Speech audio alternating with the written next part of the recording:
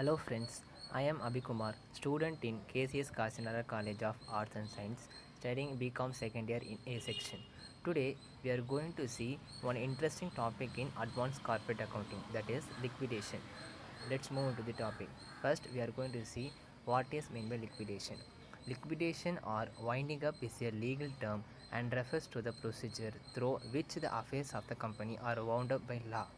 Liquidation என்னென்னு பார்த்தீங்கன்னா liquidation or winding up is a legal term and refers to the procedure. லிக்விடேஷன்னா ஒரு company வந்து இப்போது அவங்களால பிஸ்னஸ் ரன் பண்ண முடியலன்னா அதை க்ளோஸ் பண்ணுறது தான் வந்து நம்ம லிக்விடேஷன் என்று சொல்கிறோம்.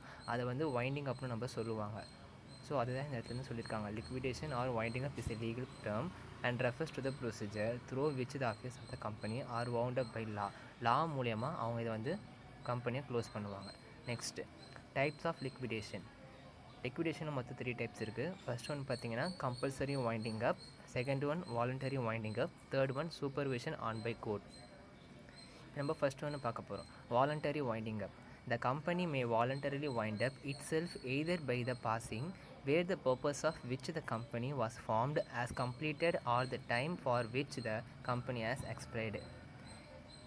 வாலண்டரி வைண்டிங் அப் என்னென்னு பார்த்தாங்க, அது தெரியுது நம்ம கம்பெனி வந்து இப்போ லாஸ்ட்டில் போயிட்டு இருக்குது, நம்ம இது மாதிரி நம்ம கம்பெனி நடத்தினா வந்து நம்மளுக்கு இன்னும் லாஸ் ஆகும்னு சொல்லிட்டு அவங்களுக்கே தெரியும். அப்படி இது பண்ணும்போது அவங்களாவே வந்து கம்பெனியை க்ளோஸ் பண்ண டிசைட் பண்ணுவாங்க. ஸோ இதுதான் வந்து வாலண்ட் அப்படின்னு சொல்கிறது. நெக்ஸ்ட் ஒன்று பார்த்தீங்கன்னா compulsory winding up.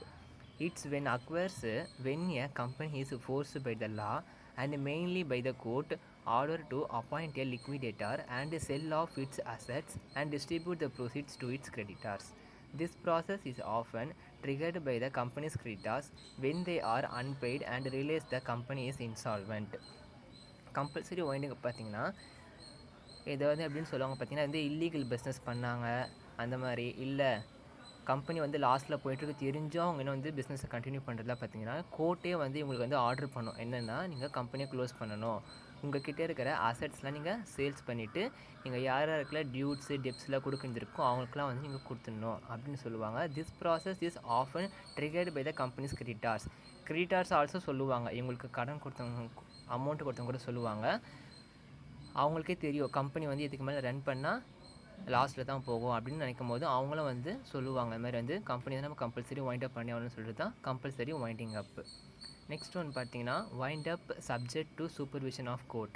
When a company as resolved to wind up voluntarily the court may make an order that winding up will be acquired under supervision of court and which such liability to creditors or contributors to others.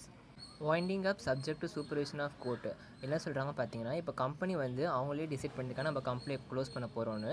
அப்படி இருக்கும்போது அவங்களே வந்து court கிட்டே போய்ட்டு இந்த மாதிரி வந்து நீங்களே வந்து ஒரு சூப்பர்விட்டண்ட்டை அப்பாயிண்ட் பண்ணுங்கள், அதாவது உங்களுடைய மேற்பார்வையில் நாங்கள் வந்து கம்பெனியை வந்து க்ளோஸ் பண்ணுறோன்ட்டு சொல்கிறது தான் வந்து winding up subject supervision of court.